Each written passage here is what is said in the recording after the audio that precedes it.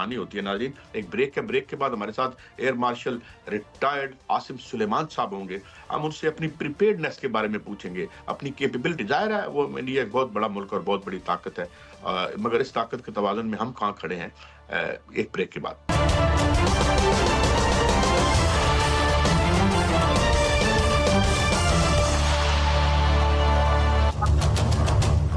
Welcome back. नाज़रीन, ने join किया है एयर मार्शल रिटायर्ड जनाब आसिम सुलेमान साहब ने। बहुत शुक्रिया आपके वक्त के लिए।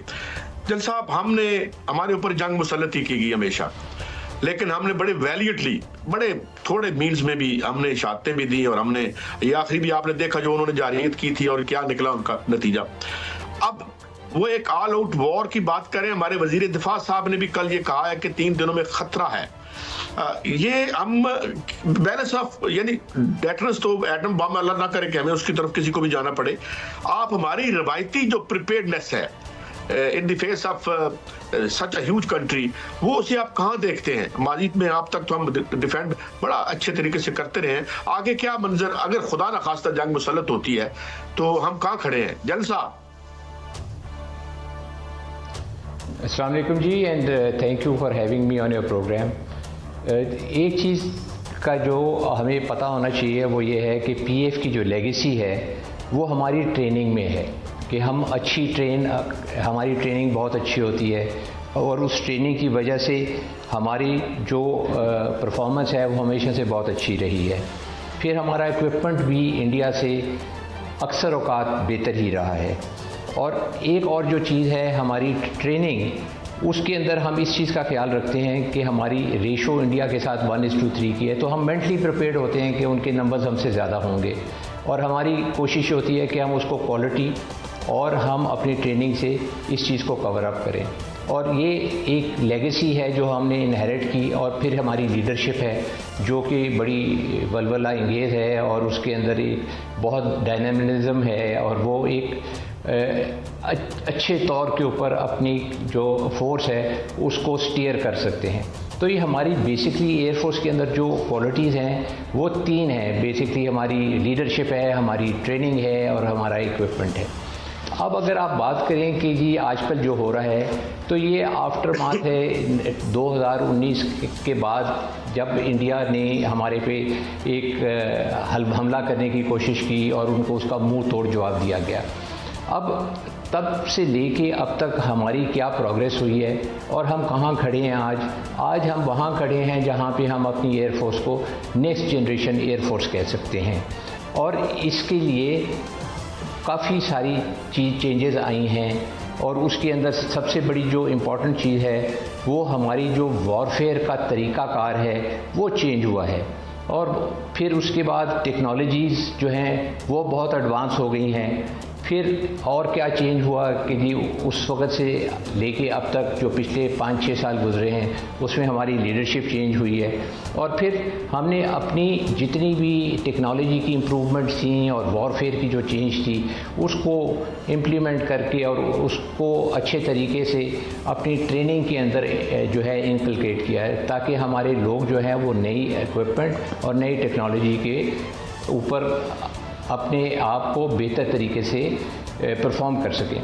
अब ये सारा कुछ कैसे हुआ?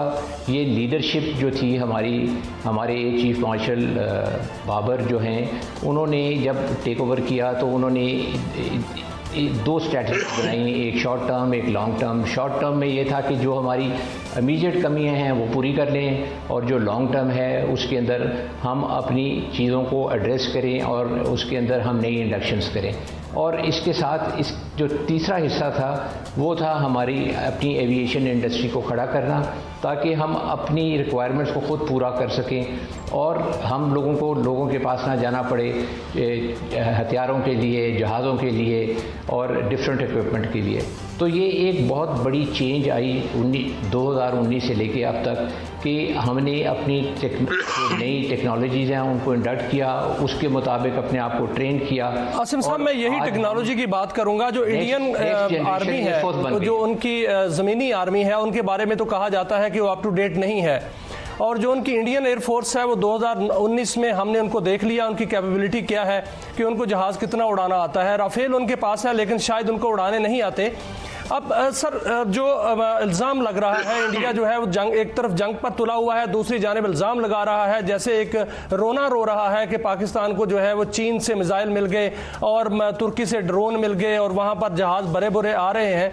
आप क्या समझते हैं कि इंडिया अगर कोई शरारत करता है तो हम कितना बड़ा सरप्राइज़ उनको दे सकते हैं? देखिए जी, इंडिया ने उन मुल्कों में शामिल है जो कि बहुत ज़्यादा पैसा अपनी डिफेंस इंडस्ट्री पे खर्च रहे हैं और इन्होंने तकरीबन जो है अपनी एयरफोर्स के ऊपर 25 से 30 बिलियन के दरमियान खर्च किया पिछले 2 सालों में। और फिर उसमें उन्होंने अपने राफेल जहाज़ भी इंडक्ट किए, फिर उन्होंने अमेरिकन हेलीकॉप्टर्स लिए जिसके अंदर उनके अपाची अटैक हेलीकॉप्टर्स थे, फिर उनके ट्रांसपोर्ट एयरक्राफ्ट थे, C-130J उन्होंने लिए, C-17 लिए, फिर उन्होंने रशिया से S-400 सिस्टम लिया जिसके अंदर मिसाइल और रेडार होते हैं।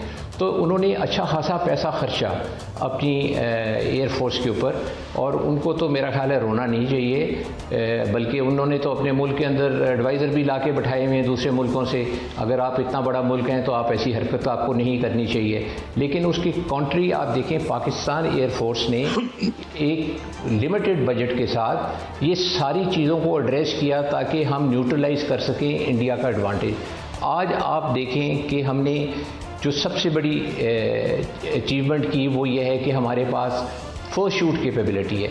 फर्स्ट शूट कैपेबिलिटी का मतलब ये है कि इससे पहले कि दुश्मन हम पे वार करे हम उसको उसके ऊपर वार कर दें।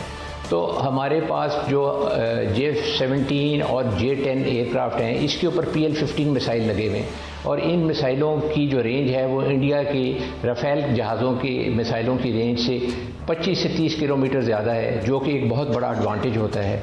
फिर उसके बाद हमने और बहुत सारी चीज़ें इंडक्ट की जिसके अंदर हमारे ड्रोन्स थे, किलर ड्रोन्स थे, लॉटरिंग ड्रोन्स थे और फिर उसके अलावा हमने कुछ इंपोर्ट भी किए टर्की से और वो लीडिंग UAVs हैं दुनिया में इस वक्त।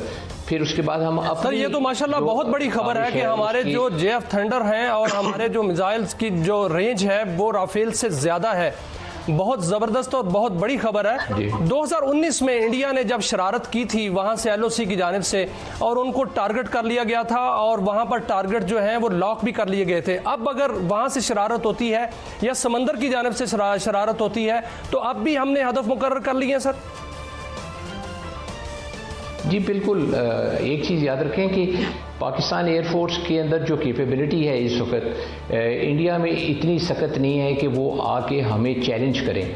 देखें ये एक ऐसा प्रोसेस, वो भी एक प्रोफेशनल एयरफोर्स है, उनके पास भी अच्छे जहाज़ हैं और फिर उसके बाद तो इक्विपमेंट के ऊपर आ जाती है बात कि जी आपकी ट्रेनिंग कितनी अच्छी है और आप अपना इक्विपमेंट कितनी अच्छी तरह अप्लाई कर सकते हैं। जिस तरह मैंने आपसे कहा कि हमारे जहाज़ों के पास उनके जहाज़ों हमारे मिसाइलों की रेंज उनके जहाज़ों के मिसाइलों की रेंज से ज़्यादा है। फिर इसके बाद एक जो और इम्पॉर्टेंट चीज़ है वो ये है कि हमारे पास भी उनका जो S-400 सिस्टम है उसी किस्म का हमारे पास भी कैपेबिलिटी है। ये है कि 2-3 सिस्टम मिलके उस तरह की एक कैपेबिलिटी बनाते हैं, बट हमारे पास भी उससे कोई कम नहीं है हमारा ये डिफेंस सिस्टम जो है। फिर उसके बाद हमने छोटी जो फोर्स मल्टीप्लिकेशन के लिए जो इक्विपमेंट होता है, जो छोटे इक्विपमेंट होते हैं लेकिन वो बूस्ट देते हैं आपके ऑलरेडी एग्जिस्टिंग सिस्टम्स को, तो वो हमारे पास हैं। हमारे पास बहुत अच्छे ड्रोन्स हैं, हमारे पास बहुत एयर मार्शल साहब माफी चाहता हूं मैं इंटरजेक्ट कर रहा हूं। ये फरमाइए कि खबरें आ रही हैं कि इजराइल ने भी कोई असला उनको दिया है, एयर डोम दे रहा है या just all these are rumour? जहाज तो आए हैं, अभी जफर अली साहब हमें बता रहे थे कि बड़े उनके जहाज 2-3 आए असले से इजराइल से, तो क्या उनको कोई ऐसा डिफेंस सिस्टम भी दिया जा रहा है? कोई इत्तला है हमारे पास जनरल साहब? देखें जी, इसके अंदर तो कोई शक की बात ही नहीं है कि उनको फॉरेन हेल्प बहुत ज़्यादा मिल रही है और वहाँ पे तो हमारी खबर के मुताबिक तो वहाँ पे आके एडवाइज़र भी बैठे हुए हैं जो उनको एडवाइस कर रहे हैं और उनके लिए एक एयर ब्रिज किस्म की सिचुएशन बनी हुई है जहाँ पे वो जहाज़ आते हैं और उनको सामान वहाँ पे आके ऑफलोड करते हैं। तो ऑब्वियसली वो वहाँ पे कोई सब्जियाँ तो लेके नहीं आ रहे या कोई वो कपड़े की कोई एड तो नहीं लेके आ रहे, वो तो वहाँ पे कोई फ़ौजी सामान ही लेके आ रहे हैं। जब फ़ौजी तैयारों के अंदर कोई चीज़ आएगी तो वो फ़ौजी नौइयत ही की होगी। तो ये तो इसके अंदर तो कोई शक की बात ही नहीं है कि वो कितना ज़्यादा रिलाई करते हैं। और फिर अगर आप इतना बड़ा मुल्क हैं तो फिर रोना पीटना किस चीज़ के लिए डाला हुआ आपने कि जी, और आपने बंदे भी बिठा के बैठाए हैं जो आपको एडवाइज़र की जो है एक किस्म की नौयत के लोग जो हैं वो एडवाइस कर रहे हैं। अब आपको अगर एडवाइज़र भी बाहर से चाहिए, आपको इक्विपमेंट भी बाहर से चाहिए, आपने 40 बिलियन तक का सामान भी ख़रीदा हुआ है अपनी एयरफोर्स के लिए, तो फिर आप किस चीज़ के लिए रो रहे हैं? और फिर मेन चीज़ ये है कि आदमी उस वक़्त रोता है या उस वक़्त वावेला मचाता है जिस वक़्त आप में किसी किस्म की कमी हो। आप देखिए माशाल्लाह से पाकिस्तान एयरफोर्स जो है वो जहाँ पे खड़ी है, जिस किस्म के हमारे बहादुर किस्म के कमांडर हैं, और आप देखें कि उनकी विज़न क्या है, कि उनकी विज़न ऐसी है कि वो बिल्कुल उन्होंने कोई ऐसी चीज़ नहीं छोड़ी जिसको हमने कवर अप ना किया हो। और दूसरी तरफ से इतना ज़्यादा पैसा लगा, लेकिन हमने स्मार्ट इंडक्शंस की, हमने ऐसी चीज़ें इंडक्ट की जो हमारी फोर्स मल्टीप्लिकेशन के ऊपर काम करती हैं। और मेरा ख्याल है कि जो हमारे अभी प्रेजेंट चीफ हैं, चीफ मार्शल बाबर, उन्होंने बहुत ज़्यादा जोर रखा जो है मॉडर्नाइजेशन के ऊपर।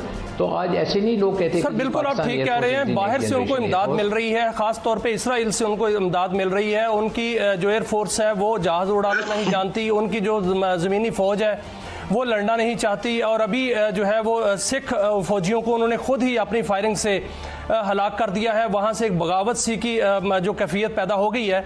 और सिख का आज मैं एक रहनुमा का बयान सुन रहा था कि हमसे ऊपर से गुजर कर जाना पड़ेगा इंडियन फोर्सेस को अगर उन्होंने हमला किया। ये और उनका जो एक जनरल साहब जो है वो कह रहे हैं कि शायद हमने ये खुद साख्ता किया है, और इसलिए वो उनको नादरन कमांड के कमांडर को भी वहाँ से बदल दिया गया कि उन्होंने कहा पाकिस्तान पर कार्रवाई नहीं करना चाहता। तो ये सारे मामला जो हैं वो सामने रखते हुए क्या वहाँ पर जो इजराइली आ रहे हैं वो हमसे लड़ेंगे? क्या वो जहाज चलाएंगे? वो हमारा सामना करेंगे? ये जी इस चीज़ का तो जवाब जो है ना मोदी साहब दे सकते हैं आपको कि उन्होंने एक जंग खुद करनी है या उन्होंने बाहर से लोगों को बुला के उनसे जंग करवानी है।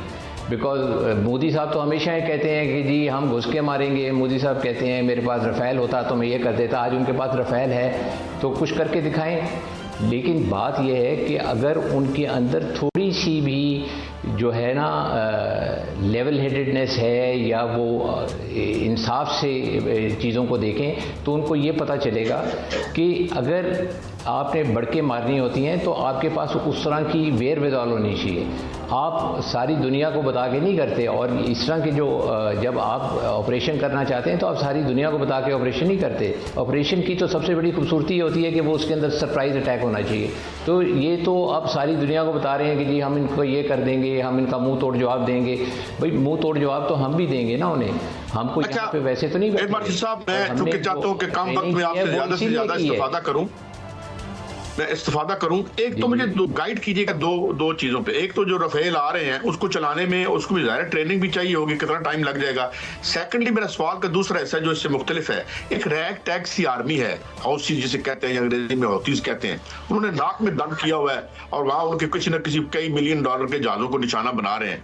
तो ये इस तरह कितनी ये दानिशमंदी होगी कि एक न्यूक्लियर पावर को अटैक करके वो खुद कैसे सुख से रह सकेंगे? इन दोनों बातों पे आपका टेक जनरल साहब। देखिए जी, रैग टैग आर्मी जो होती है वो और तरीके से जंग लड़ती है, और जो एक रेगुलर आर्मी होती है वो किसी और तरीके से जंग लड़ती है। तो हम ये दो सिचुएशंस को तो नहीं मिला सकते। लेकिन एक चीज़ है कि जब किसी में वलवला हो, चाहे वो छोटा हो या बड़ा हो, वो वलवले वाला ही जीतेगा। जो बहादुर है वो जीतेगा, जिसका दिल बड़ा है वो जीतेगा। तो ये इसका तो जवाब बड़ा सिंपल सा है कि हमारे पास दिल भी है, वलवला भी है, और हम जो भी हमारा साइज़ है वो इतना काफ़ी है कि हम अपने दुश्मन को मुंह तोड़ जवाब दे सकें। और दूसरी बात आ गई जो आप बात कर रहे हैं कि जी कि हमारी न्यूक्लियर पावर है। देखें, न्यूक्लियर पावर के साथ पहली तो बात है कि कभी आज तक जंग हुई नहीं है, और ना ही मेरे ख्याल में कभी हो सकती है। तो ये भी एक मिसकंसेप्शन है इंडियंस के दिलों में कि जी हम किसी किस्म की मिस एडवेंचर कर सकते हैं पाकिस्तान के साथ। पाकिस्तान के साथ मिस एडवेंचर नहीं हो सकता, वो इसलिए नहीं हो सकता। सर देखिए, इंडियन मीडिया खबर चला रहा है कि दिल्ली के स्कूल जो हैं वो भी खाली करा दिए गए हैं। बॉर्डर से लेकर दिल्ली तक का बड़ा फासला है, उनको हमसे क्या खतरा है? हम क्या दिल्ली तक पहुंच जाएंगे? हम दिल्ली तक जाना चाहते हैं। दूसरी जो खबरें ये भी आ रही हैं कि हमने टारगेट्स भी जो है वो लॉक कर लिए हैं। क्या हमने टारगेट्स लॉक कर लिए हैं? अगर कोई शरारत होती है तो हम फिर उन टारगेट्स को हिट करेंगे? देखिए, पाकिस्तान एक बहुत रिस्पॉन्सिबल मुल्क है और इस तरह की मिस एडवेंचर तो हम कभी भी नहीं करेंगे। और अगर इंडियंस हमें इसके फोर्स करें, अगर हमें वो इस कोने में लेके जाएं जहाँ पे हमें कोई रिएक्शन दिखाना हो, तो हम उससे गुरेज भी नहीं करेंगे। और मैं तो खुद तकरीबन 3.5-4 साल रहा हूँ दिल्ली में, मैं वहाँ पे एयर एडवाइज़र था। और पहले भी इस तरह की एक सिचुएशन आई थी 2001-2 में, जब इसी तरह की एक सिचुएशन बनी थी।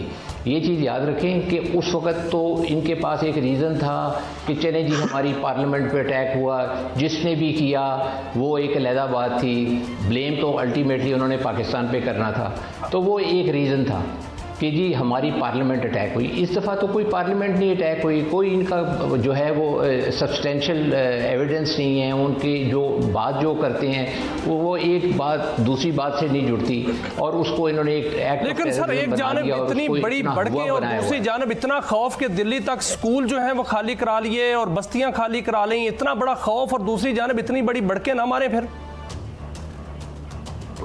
जी बिल्कुल, आप ठीक कह रहे हैं। पाकिस्तान देखें, पाकिस्तान एक बहुत ही बहादुर मुल्क है और पाकिस्तान के अंदर हर किस्म की कैपेबिलिटी है। हमारे पास फ़ौज है, हमारे पास नेवी है, हमारे पास एयर फोर्स है, हमारे पास वेपन्स हैं जो कि इस्तेमाल के लिए नहीं होते, सिर्फ वो जो है वो डिटेरेंस के लिए होते हैं। तो ये सारी चीज़ें जब आप देखते हैं तो आप कैसे एक मुल्क के साथ उठ के पंगा कर सकते हैं? ये मेरे तो ख्याल में कि ये बहुत बड़ी भूल होगी और अगर हुआ तो इसका इंडिया को खमियाजा भुगतना पड़ेगा। और ये जो ड्रामे मोदी साहब करते हैं कि जी अब दिल्ली में स्कूल खाली करा लिए, ये स्कूल बंद करा लिए, या बॉर्डर के एरियाज़ के अंदर आपने लोगों को कहा कि जी आप कटाई करें और अपनी जो है फसलें साफ करें, तो ये वाली बात जो है ये उनको जेब नहीं देती। इंडिया एक बड़ा मुल्क है, उनको अपना जो है रुतबा जो है उसको इस तरह डाउनग्रेड नहीं करना चाहिए।